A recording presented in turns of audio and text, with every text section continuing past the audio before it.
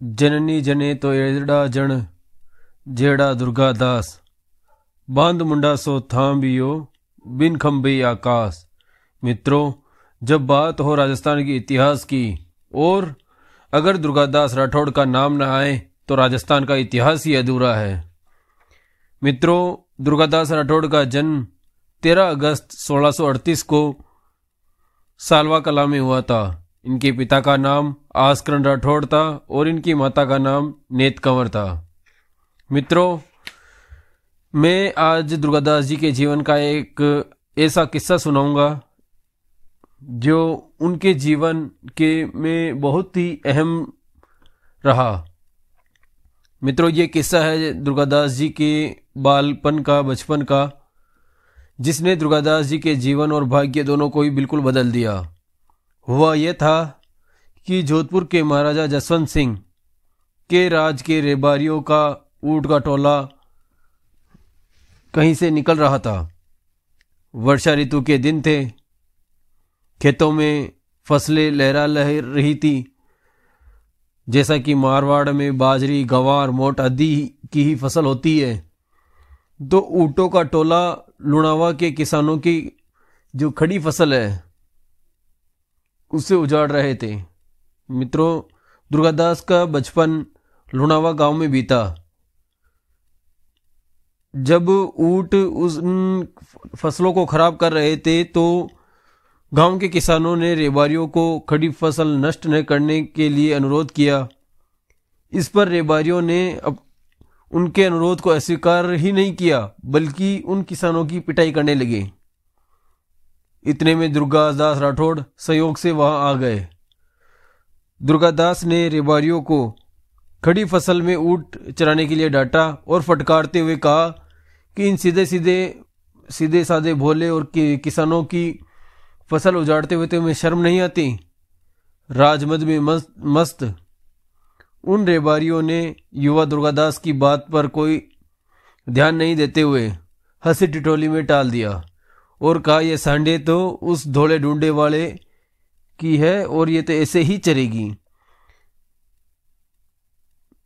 मित्रों, रेबारियों की इस बात से दुर्गादास जी का खून खोल उठा। एक तरफ तो इस बात का गुस्सा था कि उन्होंने जोधपुर के महाराजा को धोले ढूंढे वाला जैसे अपमानजनक शब्द का प्रयोग किया, और दूसरा जिन फसलों को उसके गांव के किसानों ने बड़ी मेहनत करके बोया और उगाया, उन फसलों को वो नष्ट कर रहे थे। उसने एक बार फिर रेबारी को ऊँट निकालने के लिए कहा। इस बार भी उस पर असर होता न देख दुर्गादास राठौड़ को बहुत गुस्सा आया और उन्होंने अपनी तलवार से एक रेबारी का सिर धड़ से अलग कर दिया। दूसरे सारे रेबारी ये देख भाग खड़े हुए और जोधपुर महाराजा से ये शिकायत की। उन्होंने महाराजा साहब ने तुरंत उस बालक को अपने सम्मुख उपस्थित करने का हुक्म दिया। वहां भरे दरबार में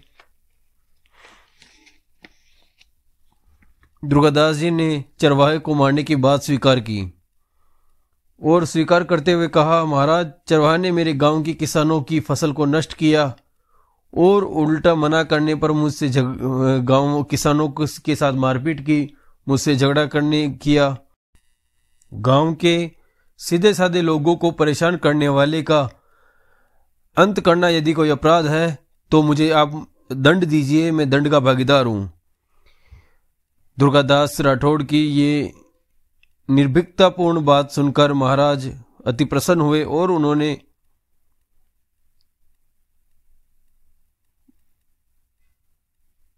पूछा कि ये किसका पुत्र है।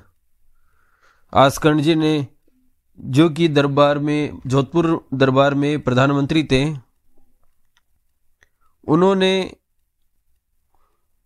कहा कि हे महाराज, ये उद्दंड पुत्र मेरा ही है और ऐसे पुत्र के न होने से ही अच्छा है। इस पर जसवंत सिंह जी ने कहा, नहीं आसकरण जी, आपका सोचना बिल्कुल गलत है। ये कपूत नहीं सपूत है।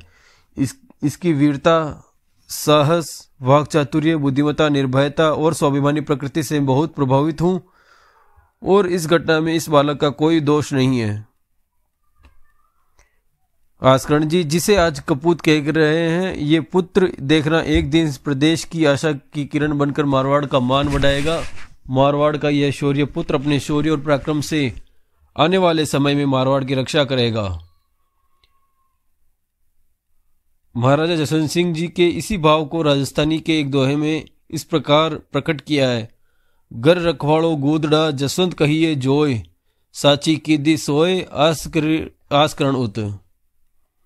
तो मित्रों, दुर्गादास जी के बचपन का ये प्रसंग एक उनके जीवन काल का सबसे महत्वपूर्ण और उत्कृष्ट प्रसंग है।